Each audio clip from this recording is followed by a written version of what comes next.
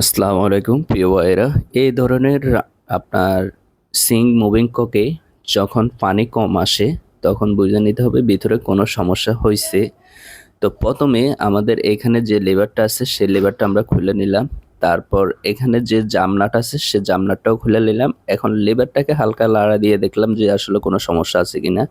তো আমাদের এখানে যে জামনাট আছে সে জামনাটটাও খুললাম। এই যে এই কার্ট্রিজটাও খুললাম। এখন খুলে এর ভিতরে কি পেলাম? ছোট্ট একটি ময়লা পেলাম। তো ময়লা পাওয়ার পরে আবার এটাকে ভালো কইরা চেক করে নিলাম যে এর ভিতরে কোনো কিছু আছে কিনা। আচ্ছা যাই হোক যেটা পাওয়ার পাইছি এখন আবার এখানে নতুন কইরা এটা বসাই দেব। তো এখানে ২ টা গার্ড আছে, গার্ডে বসাই এই জামনাটটা বসাই দেব। জামনাটটা বসার পরে টাইট দিয়ে নিব। এটাকে ভালোভাবে টাইট দিয়ে নেওয়ার পর আপনার এটার উপরে একটা কভার আছে সে কভারটাও আবার লাগাই দেব।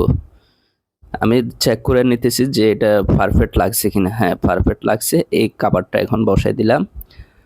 তারপর আপনার ভালো করে টাইট দিয়ে নেব। তারপরে আপনার এলিঙ্গি দিয়ে এখানে যে জামনাট আছে সে জামনাটটাকে ভালো করে টাইট দিয়ে নিতে হবে। না হলে ছুটে যাবে। তো এটা ভালো করে টাইট দিয়ে নিলাম। এখন এখানে পানি ছাইড়া চেক করব যে পানির গতি কেমন স্পিডে আসে। তো আলহামদুলিল্লাহ সাকসেস, কাজটা অনেক সুন্দরভাবে করা হইছে। তো এই